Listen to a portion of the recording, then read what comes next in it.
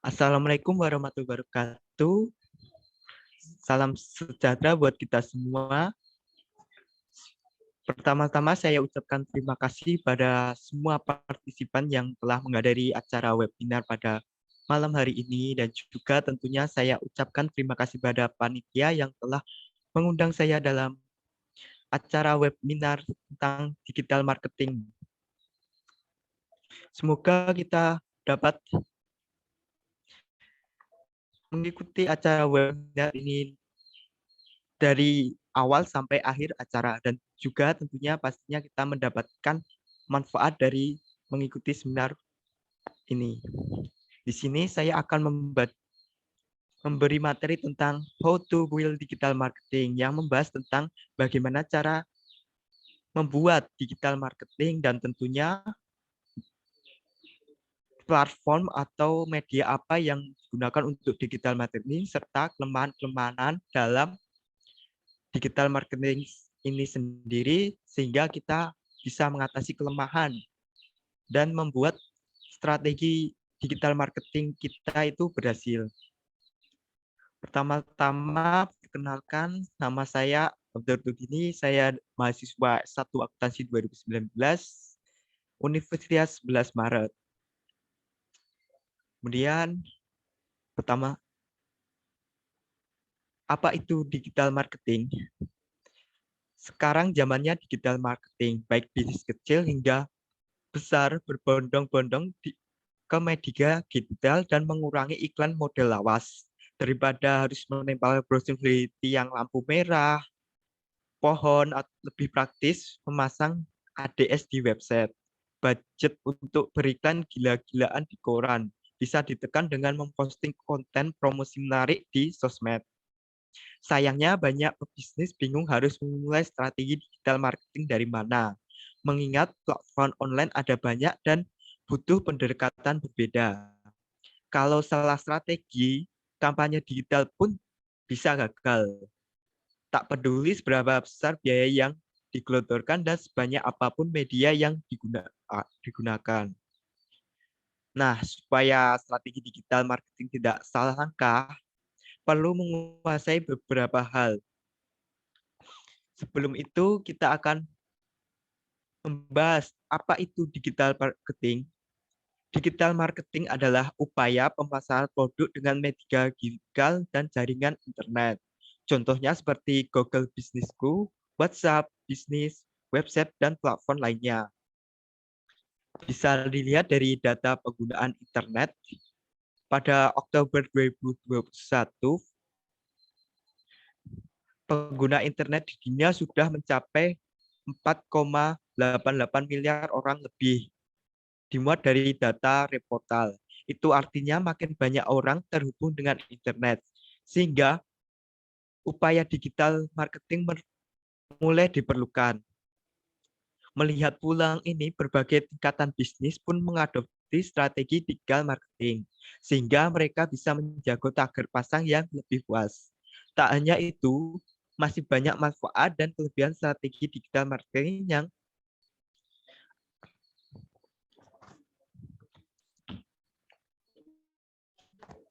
ada pun manfaatnya atau kelebihan dari strategi marketing ini yaitu yang pertama, fleksibel digunakan semua jenis bisnis.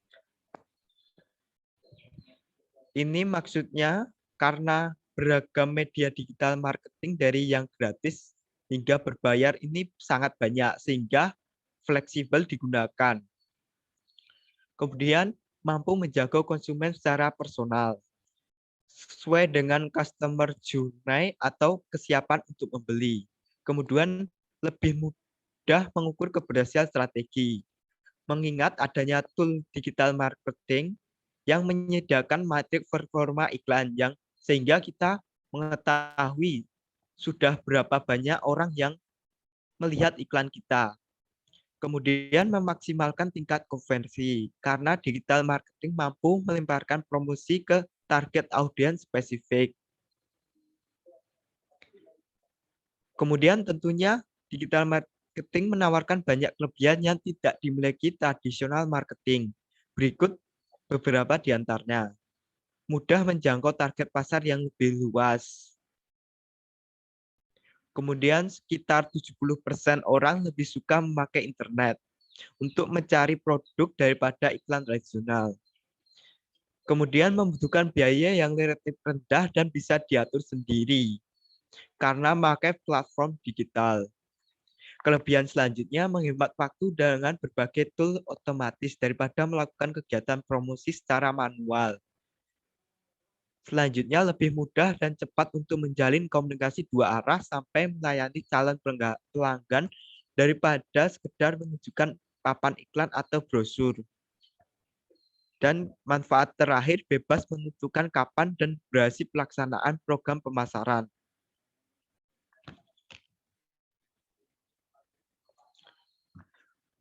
Selanjutnya kita akan membahas tentang strategi belajar digital marketing.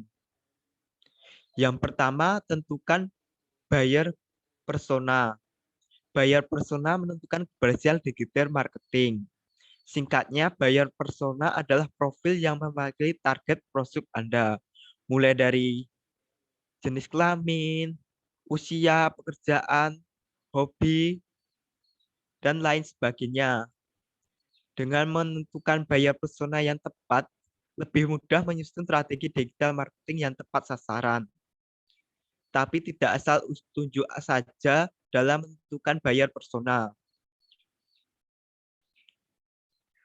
tetapi harus dilakukan dengan cara membuat buyer persona khusus untuk bisnis, mulai dari riset hingga menciptakan profil buyer persona yang lengkap. Kemudian, strategi yang kedua, identifikasi kebutuhan target pasar. Salah satu kunci sukses digital marketing adalah kemampuan mengidentifikasi kebutuhan buyer persona atau target pasar. Sebelum menawarkan layanan ke target pasar, pastikan produk tersebut menjawab pain point atau masalah yang mereka alami. Kemudian susun marketing plan. Marketing plan merupakan rencana pemasaran untuk mencapai tujuan bisnis pada periode tertentu. Dengan menyusun marketing plan, seluruh strategi promosi Anda akan lebih terarah dan efisien, sebab tahu apa yang perlu dan tidak perlu dikerjakan, serta bagaimana Anda akan mencapainya. Contohnya, pada tanggal sekian harus melakukan pemasaran, kemudian tanggal selanjutnya harus melakukan pemasaran di tempat lain atau dan lain sebagainya.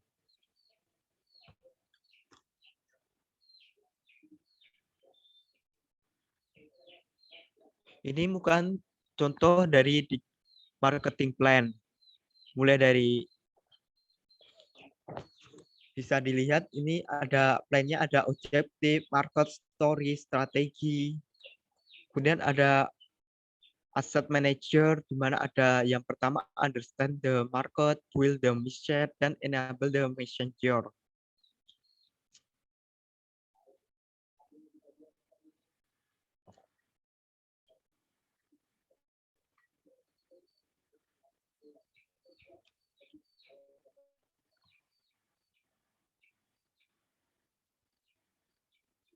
Kemudian strategi lainnya menggunakan berbagai media. Banyak media digital yang bisa dimanfaatkan mulai dari yang gratis sampai yang berbayar. Bisa dilihat dari media sosial seperti IG, tele, WA, dan lainnya sudah menyediakan bisnis sehingga kita memakainya dengan mudah.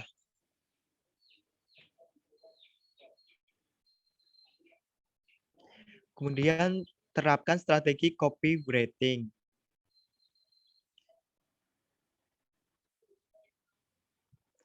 Bukan sekedar membuat kata-kata, copywriting adalah teknik membujuk pembaca untuk mengikuti perintah.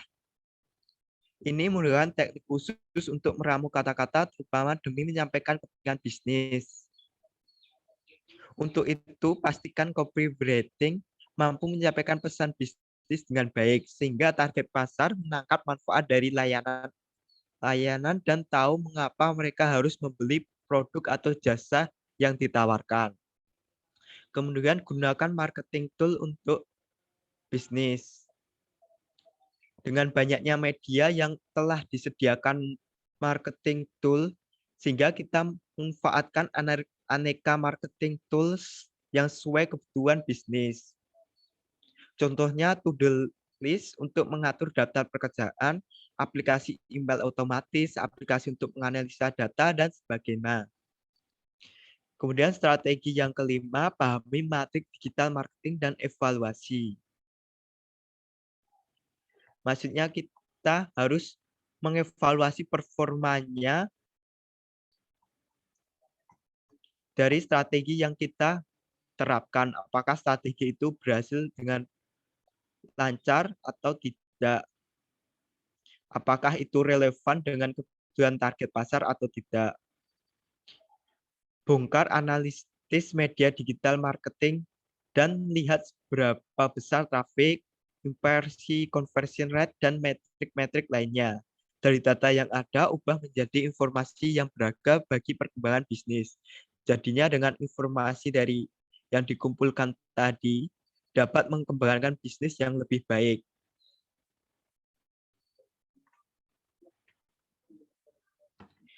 Kemudian di sini ada platform dari bisnis digital marketing yang bisa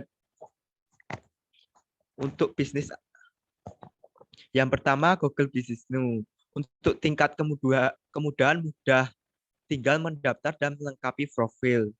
Untuk biayanya gratis, performanya jangka panjang. Ini cocok untuk bisnis yang baru mulai atau sudah berjalan dan ingin memudahkan calon pelanggan mengetahui profil toko.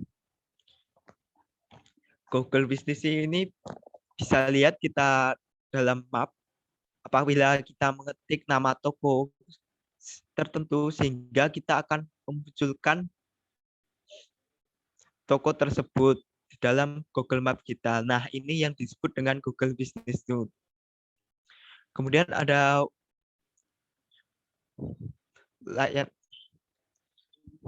dalam Google Businessku ini layanan gratis dari Google untuk menampilkan profil bisnis Anda secara instan di halaman pencarian. Misalnya alamat perusahaan, nomor telepon, jam operasional, hingga rating bisnis. Google Businessku ini memudahkan calon klien menemukan bisnis dengan menyediakan informasi yang valid, kemudian memberikan informasi lengkap dan aktual, memunculkan bisnis di Google Maps, mendapatkan review dari pelanggan, menjadi media komunikasi pelanggan, dan menjadi alat analisis pelanggan. Kemudian WhatsApp bisnis. Untuk tingkat kemudahannya mudah, hanya perlu mendaftar akun. Untuk biayanya mulai dari gratis sampai 1,5 juta per bulan. Performanya jangka panjang. Cocok untuk menjalin komunikasi dan melayani calon pelanggan secara langsung melalui chat atau telepon. Kemudian manfaat dari WhatsApp bisnis ini menampilkan profil bisnis mulai dari alamat, detail kontak, website, dan lain-lain. Kemudian membuat bisnis lebih profesional. Satu nomor WhatsApp bisnis bisa dipegang beberapa admin, sehingga bagi-bagi tugas jadi lebih mudah dan klien tidak menerima pesan promosi dari nomor yang berbeda-beda. Kemudian menyediakan fitur katalog. Dengan begitu, calon klien bisa melihat daftar produk dalam profil WhatsApp bisnis. Kemudian melakukan monitoring dari statistik dan label pesan. Kemudian merespon pelanggan secara otomatis. Ada fitur blast untuk mendistribusikan pesan ke banyak nomor dalam sekali kirim. Dan terakhir, memudahkan manajemen komunikasi. Karena tersedia fitur label untuk mengelompokkan chat berdasarkan kriteria tertentu. Kemudian ada website. Untuk tingkat kemudahan mudah, bisa membuat sendiri atau menyerahkan ke jasa pembuat website. Untuk rentang biaya mulai dari 42.000 per bulan. Performanya jangka panjang. Cocok untuk mengganti kehadiran toko offline Anda dan menyediakan sumber informasi terlengkap. Boleh dibilang website ini adalah pusat kegiatan bisnis online, sebab strategi digital marketing ini mampu menggerakkan kios yang biasanya disewa di pusat perbelanjaan. Kemudian kenapa punya website itu penting bagi bisnis, faktanya bisnis yang tidak punya website berpotensi kehilangan 70-80% calon pelanggan potensialnya. Ini terjadi pasalnya web menjadi sumber informasi bagi orang-orang untuk melihat kredibilitas bisnis. Adapun manfaat dari website ini dalam bisnis yaitu cocok untuk segala bisnis. Karena website ini mampu menyediakan fitur yang berbagai macam bisnis yang dibutuhkan, seperti fitur tujuan wisata, dan sebagainya. Kemudian sebagai etalase produk, web bisa menjadi toko untuk memajang sekaligus melayani transaksi pelanggan. Kemudian dapat diakses 24 jam penuh, sehingga meminimalisir kehilangan calon pelanggan potensial.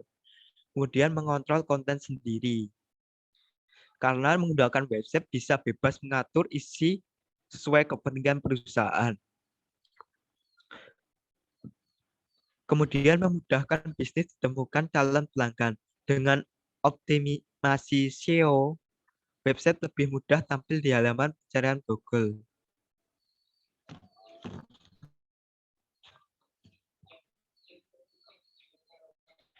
Kemudian platform yang keempat ada landing page. Untuk tingkat kemudahannya mudah, bisa Anda buat sendiri atau meminta jasa pembuatan landing page. Rentang biaya mulai dari 27.000 per bulan atau 760.000 per tahun. Untuk performa jangka panjang, cocok untuk fokus mengarahkan calon pelanggan menuju transaksi. Mungkin terdapat kesamaan antara website dengan landing page. Ini terlihat mirip, sebenarnya berbeda. Landing page adalah halaman dalam website yang dirancang khusus untuk melakukan transaksi. Adapun manfaat atau kelebihan landing page lebih fokus mengarahkan audiens menuju informasi utama, kemudian mempercepat kemungkinan konversi dengan mengajak calon pelanggan melakukan aksi tertentu, kemudian mengumpulkan data pelanggan potensial melalui kontak form. Yang kelima ada Search Engine Optimization atau SEO. Tingkat kemudahan sedang, konsep dasarnya hingga sulit karena menyesuaikan perubahan algoritma Google, tentang biaya gratis hingga berbayar, menyesuaikan tools SEO yang dipakai, performa jangka panjang, cocok untuk memudahkan calon pelanggan menemukan bisnis Anda di Google Search.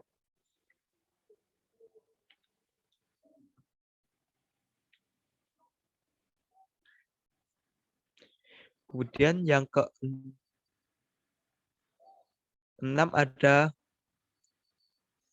Search Engine Marketing atau SEM. Tingkat kemudahan mudah hingga sulit.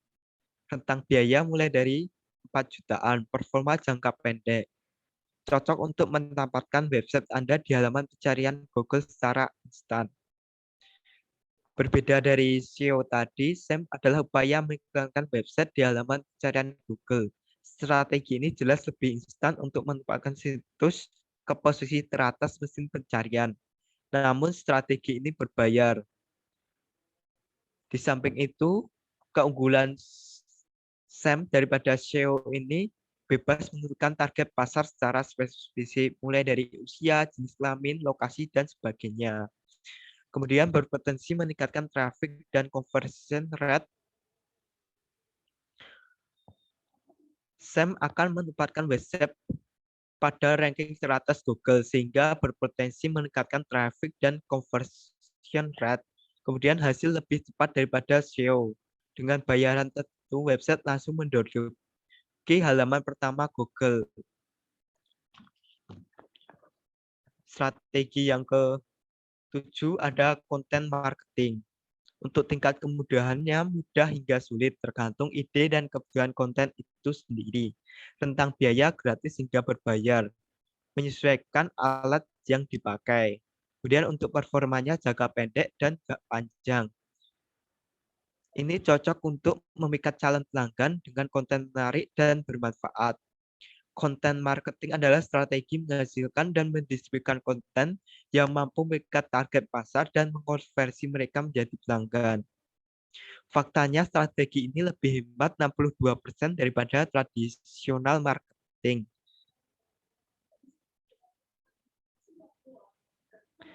Konten marketing ini memang strategi yang mudah menjangkau berbagai audiens karena strategi ini cukup melimpah sehingga contohnya blog, e-book, email marketing, video marketing, sosial media marketing. Strategi yang ke-8 blog. Seperti yang dijelaskan dari konten marketing tadi, untuk blog tingkat kemudahannya mudah. Artikel dan konten umum hingga sulit, artikel atau konten yang membutuhkan riset hingga teknik khusus seperti SEO dan sebagainya. Untuk rentang biaya mulai dari 27.000 per bulan. Performanya jangka panjang, cocok untuk membantu bisnis menjaring berbagai target audiens lewat konten terlengkap. Blog adalah jenis website yang khusus memuat berbagai macam artikel. Biasanya perusahaan ingin menjaring lebih banyak calon pelanggan membuat blog di samping website utamanya.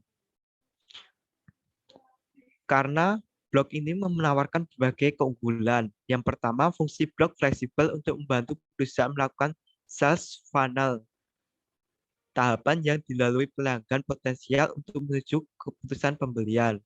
Kemudian bebas membuat konten yang mampu meyakinkan calon pelanggan. Kemudian blog memungkinkan memasang ADS, mendongkrak performa SEO sehingga berpotensi menjaring lebih banyak traffic. Dan manfaat terakhir memungkinkan toko online lebih mudah ditemukan di halaman Google. Kemudian platform yang selanjutnya email marketing. Untuk tingkat kemudahan mudah. Email basic hingga sedang, email yang didesain khusus dengan copywriting atau menarik. Untuk rentang biaya mulai dari 80.000 per bulan. Untuk performa jangka panjang, cocok untuk mendistribusikan konten dan info promosi.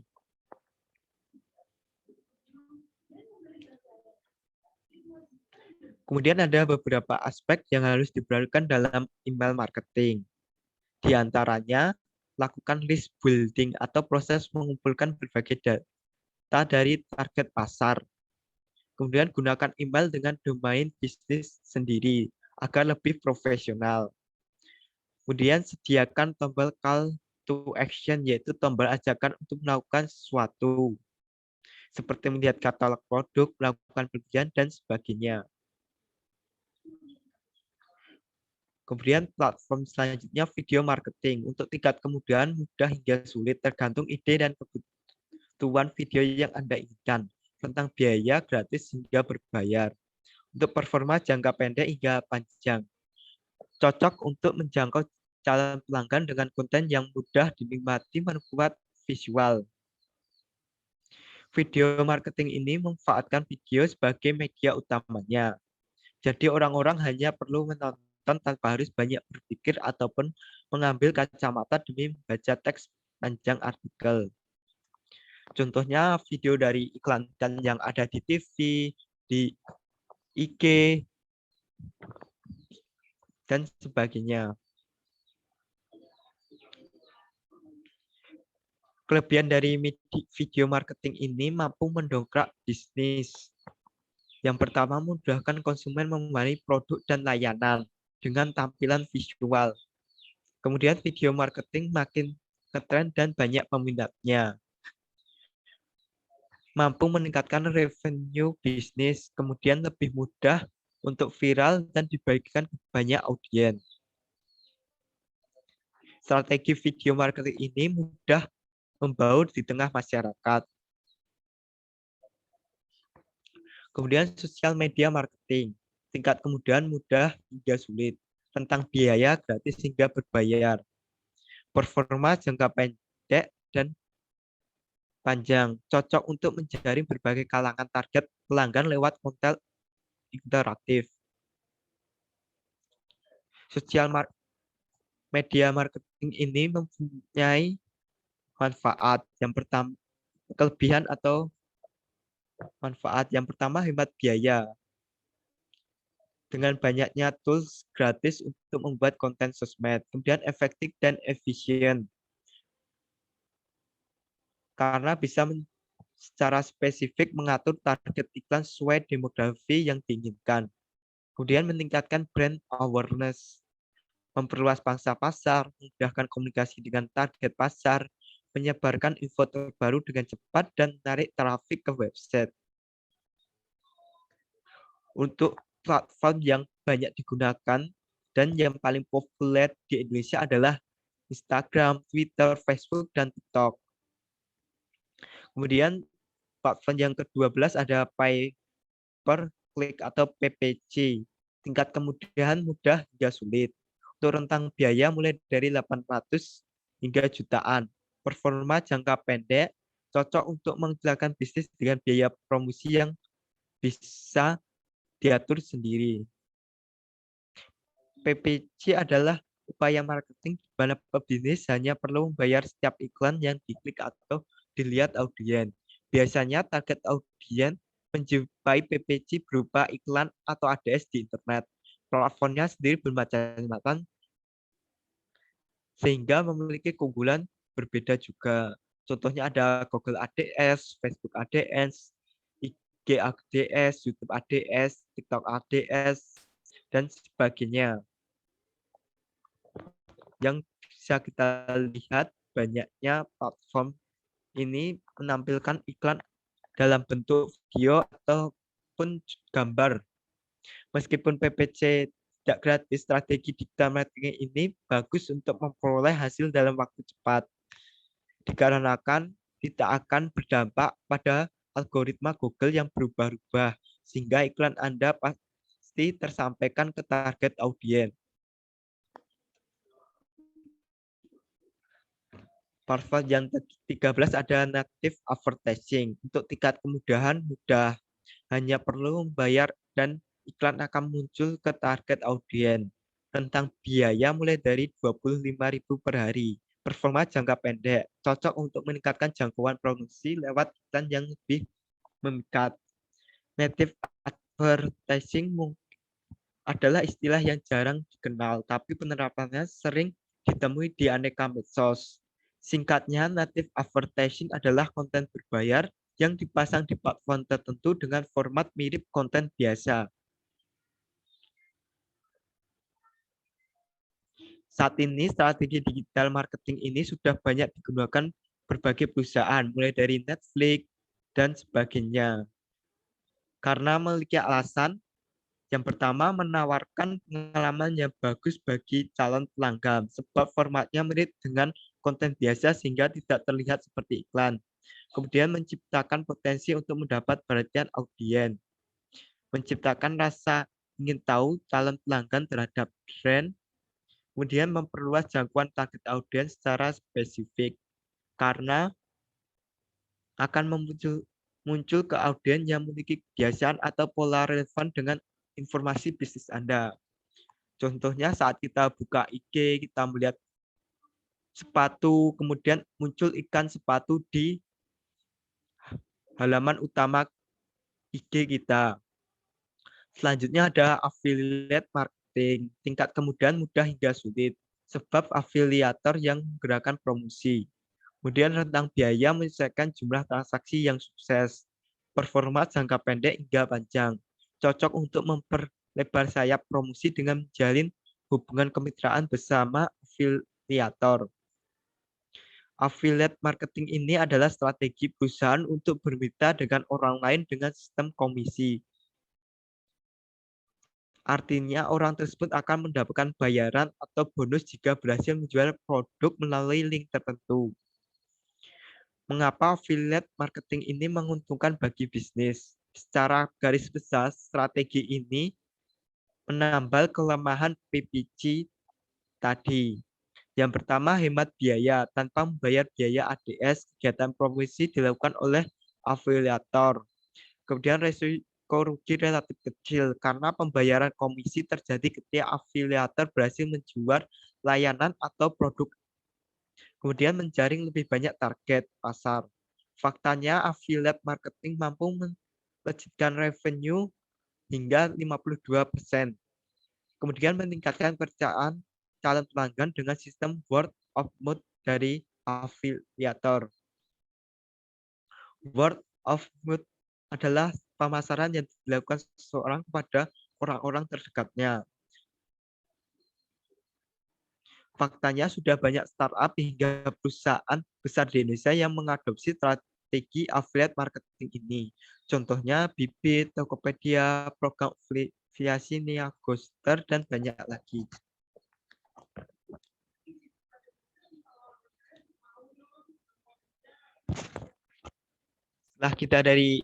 Setelah kita membahas dari 14 platform digital marketing tadi,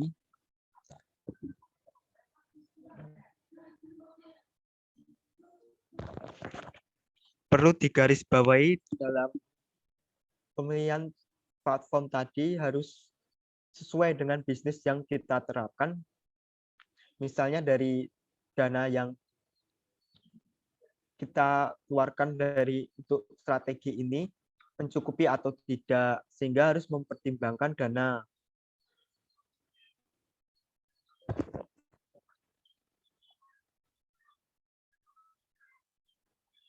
Dan kita akan membahas kesalahan-kesalahan yang umum dalam menerapkan digital marketing ini. Yang pertama, tidak memahami target audiens.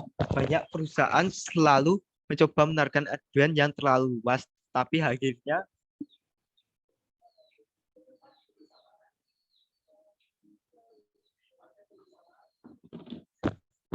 saya ulangi, kesalahan yang pertama, tidak memahami target audiens. Banyak perusahaan yang selalu mencoba menargetkan audiens yang terlalu luas, tetapi akhirnya putus asa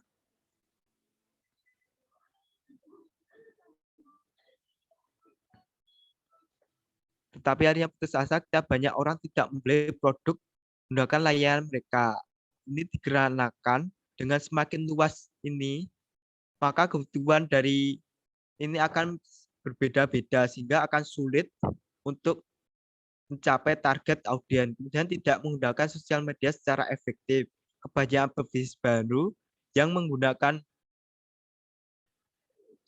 media sosial media tidak cukup kompeten dan kurang efektif dalam mengoptimalkan menggunakan sosial media. Kemudian tidak mempunyai website atau tidak mempromosikan websitenya. Ini dikarenakan adanya kurangnya effort untuk mempromosikan website atau malah belum punya website.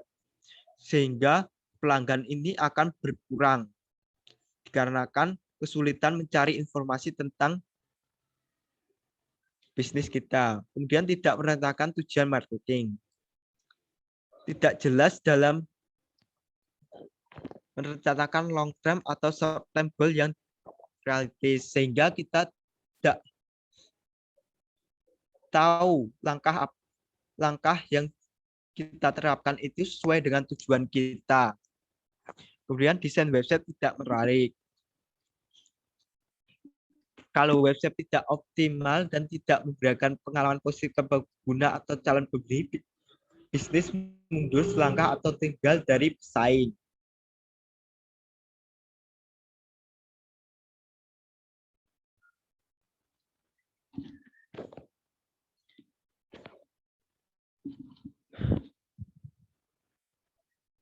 Untuk tips dari desain website yang tidak menarik ini, coba rubah atau rombak kembali desain websitemu. Sebaiknya buat website yang minimalis tetapi tetap informatif dengan deskripsi dan foto produk bisnis. Kemudian memaksimalkan fitur dan pastikan bottom di websitemu berfungsi dan diarahkan ke halaman yang tepat. Selain itu, pastikan juga website device friendly, yang berarti bisa diakses dengan mudah dan enak dilihat di perangkat apapun seperti handphone dan tablet. Kesalahan yang selanjutnya mengabaikan penggunaan SEO. Search Engine Optimization ini adalah cara calon pelanggan menemukan bisnis di search engine. Salah satu kesalahan marketing terbesar yang dilakukan perusahaan adalah mengabaikan penggunaan SEO ini. Padahal ini adalah krusial sekali. Kalau perusahaan belum memasukkan SEO ke dalam strategi di marketing digital, orang tidak akan menentukan web di hasil penulisan. Jadi prospek, peluang, dan goal-goal lainnya yang ingin dicapai dalam bisnis tidak akan tercapai. Untuk tips dari optimalkan penggunaan SEO untuk websitemu. Jika masih pemula, sebaiknya pelajari SEO mulai sekarang. Tidak ada kata terlambat untuk belajar. Kunci lainnya adalah bersabar. Biarkan SEO kamu berkembang dan lambat laun akan menaikkan organik traffic websitemu. Banyak perusahaan yang tidak sabaran dan malah melakukan kesalahan dengan tidak memberikan cukup waktu agar SEO bisa berkembang. Pasalnya SEO ini harus butuh waktu supaya berkembang. Kemudian kesalahan selanjutnya menggunakan terlalu banyak strategi. Seperti yang kita lihat dalam strategi digital marketing ini menggunakan banyak platform seperti yang saya jelaskan tadi ada 14, sehingga jika salah menggunakan terlalu banyak strategi ini memungkinkan besar pengambilan dan implementasi strategi yang terlalu banyak ini tidak akan memberikan hasil terbaik karena banyak bukan berarti selalu baik. Karena ini bisa membuang waktu dan effort yang dikerjakan dan juga tentunya membuang biaya yang digunakan. Untuk tipsnya dalam menghadapi kesalahan ini jangan selalu berpatok pada banyak lebih baik, tetapi evaluasi lagi strategi mana yang cocok untuk target market bisnis kamu. Kemudian hanya berfokus pada fitur. Banyak yang peduli tentang bagaimana produk dan jasa bisnis dapat membuat hidup pelanggan lebih baik dan menyelesaikan masalah mereka. Berhenti dan stop cuma fokus membicarakan fitur produk saja. Pembeli tidak cukup membeli produk atau layanan, mereka membeli transformasi. Sebagai besar bisnis gagal karena mereka hanya fokus dengan fitur unggulan saja saat memulai atau saat memasuki pasar baru. Padahal produk atau jasa bukan hanya soal itu, tetapi menjawab, memenuhi kebutuhan dan memberikan solusi kepada si calon pembeli. Untuk tipsnya dalam strategi digital marketing, gambarkan bagaimana produk bisa mengubah pelanggan dan membantu mereka.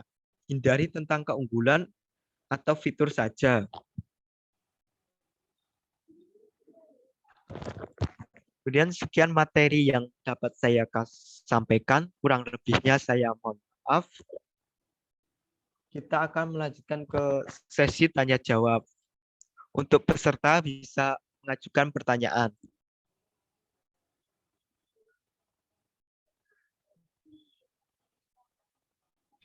Iya, saya izin bertanya. Saya Fudin Fitrah, asal dari UNS. Izin bertanya kepada Mas Abdul. Jadi, digital marketing itu kan merupakan sebuah teknik promosi yang fleksibel untuk bisnis apapun, termasuk usaha kuliner. Nah, yang saya tanyakan itu adalah kalau media digital marketing tiap bisnis umumnya sama, kenapa harus ada teknik sendiri untuk bisnis kuliner? Mungkin seperti itu. Baik, Terima kasih. pertanyaan yang bagus Mas Fudin Fitrah dari UNS ini. Digital marketing memang teknik promosi yang fleksibel untuk bisnis apapun, termasuk usaha kuliner. Tetapi media digital marketing tiap bisnis umumnya sama, tetapi harus ada teknik sendiri untuk kuliner. Alasannya, kuliner sendiri merupakan salah satu industri yang paling menjamur di Indonesia sendiri. Sudah ada lebih dari 5,5 juta usaha kuliner. Mirisnya hampir 60% bisnis kuliner gagal di tahun pertamanya dan 80%-nya jatuh di 5 tahun awal. Karena itu, pendekatan khusus untuk digital marketing kuliner dibutuhkan, terutama bagi yang sedang merintis restoran atau UMKM di bidang ini. Sehingga upaya promosi bisa membantu bisnis kuliner tumbuh dan bertahan. Ini disebabkan karena bisnis kuliner sendiri banyak sekali di tengah-tengah masyarakat kita. Nah, untuk menghadapi itu, saya memberikan saran buat digital marketing untuk kuliner ini supaya bisa bertahan. Kemudian alasan bisnis marketing ini perlu digital marketing karena hampir semua orang sudah go online. Kemudian pepet calon pelanggan dengan retargeting. Kemudian memudahkan calon pelanggan menemukan resto atau kafe. Kemudian tampilan informasi lengkap soal resto atau kafe, hemat ongkos promosi, dan dekatkan diri dengan pelanggan. Kemudian bagaimana cara digital marketing untuk usaha kuliner ini? Yang pertama, strategi yang bisa digunakan atau foto dan copywriting. Bisa kita lihat foto dari produk kita pastinya dibutuhkan oleh pelanggan karena pelanggan pastinya melihat dulu dari foto dari produk atau makanan yang kita sajikan. Apakah makanan itu enak atau tidak. Kemudian copywriting, menggunakan kata-kata yang menarik pelanggan. Kemudian strategi yang bisa digunakan membuat website. Dengan membuat website ini memudahkan pelanggan mencari info dari bisnis kuliner kita. Kemudian lakukan optimasi SEO. Sehingga kita dalam carian di Google itu mudah ditemukan oleh pelanggan. Kemudian menggunakan klaim profil Google Businessku. Seperti yang saya jelaskan tadi, dengan Google Businessku memudahkan pelanggan menemukan bisnis kuliner kita dengan aplikasi Google Maps. Kemudian mengaplikasikan media sosial seperti IG, website bisnis, yang tentunya memudahkan melakukan promosi dan berkomunikasi dengan pelanggan. Kemudian tawarkan promo dan diskon. Sehingga dengan promo dan diskon ini akan menarik pelanggan membeli produk kita. Kemudian kumpulkan data pelanggan sehingga kita akan mengetahui apa yang pelanggan butuhkan, apa kesukaan pelanggan, dan lain sebagainya. Kemudian menggunakan ADS mulai dari Google, Facebook, dan media sosial lainnya sehingga akan menjaring lebih banyak pelanggan. Sekian jawaban dari saya. Apakah ada feedback dari Mas Budin? Sudah cukup jelas. Terima kasih atas penjelasannya. Oke. Mengingat waktunya sudah cukup, maka saya tutup presentasi dari materi dari saya. Kalau ada salah kata dan perbuatan, saya mohon maaf. Kemudian semoga materi yang saya sampaikan ini bermanfaat bagi para audiens. Terima kasih. Sampai jumpa. Wassalamualaikum warahmatullahi wabarakatuh.